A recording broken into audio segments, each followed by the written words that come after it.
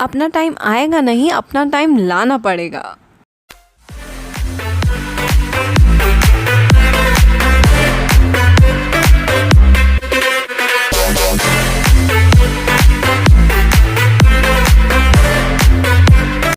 Hey everyone, welcome back to the channel. और आज मैं आप लोगों को बताने वाली हूँ ओसी का पेपर पैटर्न और unit wise weightage. Unit wise weightage मतलब कौन से चैप्टर में से कितना आने वाला है, और मैं ऐसे हर एक सब्जेक्ट का वीडियो बना के आपके लिए अपलोड करूंगी। और आप लोग का काम है कि उस वीडियो को लाइक ज़रूर करें और उसको शेयर ज़रूर करें, क्योंकि जितना ज़्यादा आप शेयर करेंगे उतना ज़्यादा आप दूसरे की ग्रोथ में हेल्प करेंगे, उतना ज़्यादा आप खुद के लिए भी हेल्प करेंगे। क्योंकि जब हम दूसरों को साथ देते हैं तब हम खुद की हेल्प ज़रूर करते हैं। चलिए आ जाते हैं हम लोग आज के टॉपिक पे। ओसी में जब मैं 12th में थी मुझे बहुत ज़्यादा कंफ्यूजिंग ये लगता था कि उसमें पॉइंट्स सिमिलर हैं। अब पॉइंट्स सिमिलर हैं तो मैं भूल जाती थी कि कौन से क्वेश्चन में कौन सी पॉइंट्स है, कौन से क्वेश्चन में कौन सी पॉइंट्स हैं। आई एम श्योर ये प्रॉब्लम आप लोगों के साथ भी ज़रूर होती होगी, बट कोई बात नहीं, हम इस प्रॉब्लम को भी सॉल्व कर लेंगे।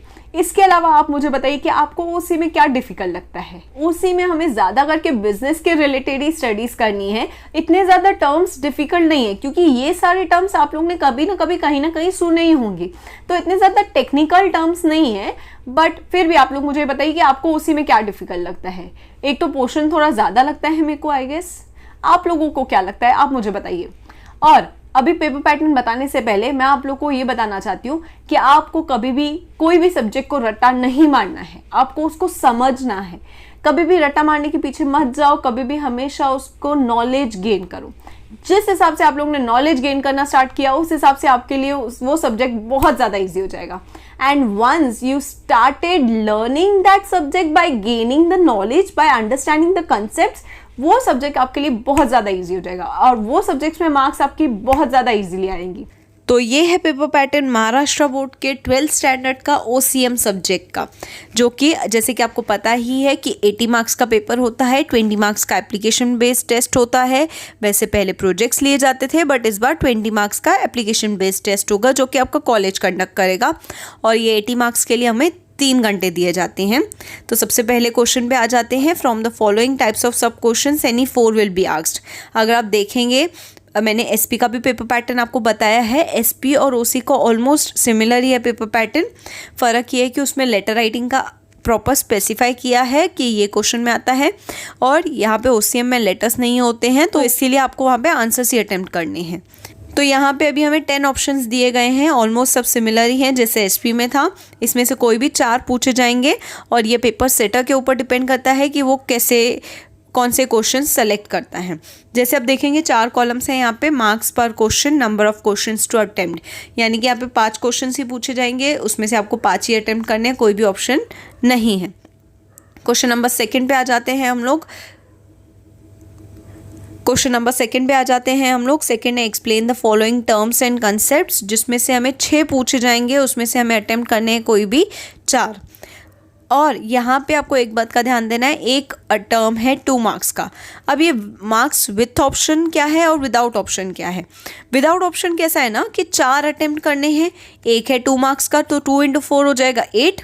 विथ ऑप्शन कैसा है ना कि यहाँ पे 6 दिए गए हैं, 6 दिए गए हैं, तो 6 × 2 करेंगे तो कितना हो जाएगा 12। तो ये विथ ऑप्शन की मार्क्स हैं। ये इसमें विथ ऑप्शन की मार्क्स को अभी के लिए आप इग्नोर कर सकते हैं पेपर पैटर्न के लिए। ये विथ ऑप्शन की मार्क्स इसलिए बताए गए हैं ताकि आपको यूनिट वाइज वेटेज में जब आप टैली करेंगे तब आपको पता चलेगा। क्वेश्चन नंबर 3 है हम लोग का, स्टडी द फॉलोइंग केस और situation and express your opinion. यहाँ पे हमसे केस स्टडी पूछा जाएगा, जितने हमें 3 केस स्टडीज बताए जाएंगे उसमें से 2 अटेम्प्ट करने हैं। एंड एक केस स्टडी आएगा 3 मार्क्स का, जो कि होगा, तो टोटली ये क्वेश्चन हो जाएगा 6 मार्क्स का। क्वेश्चन नंबर 4 है डिस्टिंग्विश बिटवीन, जिसमें से हमें 4 पूछे जाएंगे और हमें कोई भी 3 अटेम्प्ट करने हैं। एक डिस्टिंग्विश होगा 4 मार्क्स का, तो टोटली ये क्वेश्चन हो जाएगा 12 मार्क्स का। नेक्स्ट है हम लोग का answer in brief. Answer in brief में 3 पूछे जाएंगे, 2 अटेम्प्ट करने हैं, और एक होगा 4 मार्क्स का, तो ये क्वेश्चन हो जाएगा 8 मार्क्स का। नेक्स्ट है जस्टिफाई द फॉलोइंग स्टेटमेंट्स। 4 पूछे जाएंगे, 2 अटेम्प्ट करने हैं, एक है 4 मार्क्स का, तो टोटली हो जाएगा 8 मार्क्स का। क्वेश्चन नंबर 7 है अटेम्प्ट द फॉलोइंग, वो उसमें हमसे 3 पूछे जाएंगे, उसमें हमें 2 अटेम्प्ट करने हैं, एक होगा 5 मार्क्स का और टोटली ये क्वेश्चन हो जाएगा 10 मार्क्स का। क्वेश्चन नंबर 8 है आंसर द फॉलोइंग, यहाँ पे हमें 2 पूछे जाएंगे, उसमें से हम कोई भी एक अटेम्प्ट करना है और वो एक होगा 8 मार्क्स का, तो टोटली ये क्वेश्चन हो जाता है हमारा 8 मार्क्स का। अब जैसे ही आप देखेंगे कि टोटल मार्क्स ये 80 हो गई और विथ ऑप्शन हो गई 116। अब हम लोग देखते हैं कि यूनिट वाइज वेटेज कैसे हैं। तो टोटल हमें यहाँ पे 8 चैप्टर्स है। सबसे पहला चैप्टर है प्रिंसिपल्स ऑफ मैनेजमेंट और टोटल मार्क्स है 7, मार्क्स विथ ऑप्शन है 12। तो यहाँ पे आपको ये बात का ध्यान देना है कि आप मार्क्स विथ ऑप्शन कंसीडर कीजिए कि उस चैप्टर में से कितना आने वाला है, तो इस हिसाब से आपको आइडिया मिल जाएगा कि कौन सा चैप्टर ज़्यादा इंपॉर्टेंट है। सेकेंड है हम लोग का फंक्शंस ऑफ मैनेजमेंट, वो है आता है 15 मार्क्स का।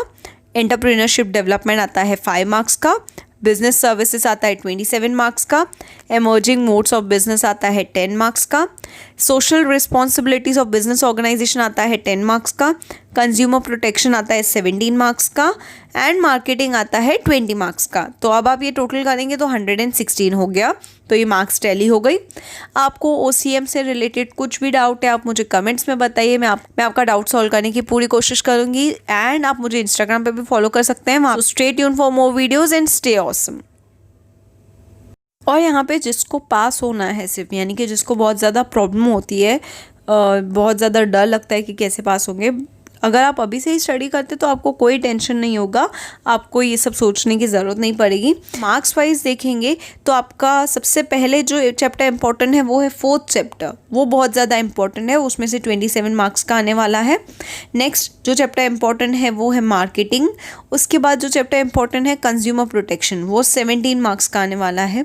एंड नेक्स्ट जो चैप्टर इंपॉर्टेंट है वो फंक्शंस ऑफ मैनेजमेंट।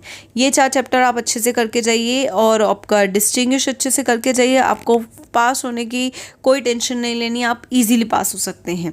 और इनफैक्ट अगर आपने 2 चैप्टर्स भी अच्छे से किए, बिजनेस सर्विसेज एंड मार्केटिंग, और इसके साथ साथ आपने डिस्टिंग्विश अच्छे से किए, ऑब्जेक्टिव्स अच्छे से किए, तो आप इजीली पास हो सकते हैं।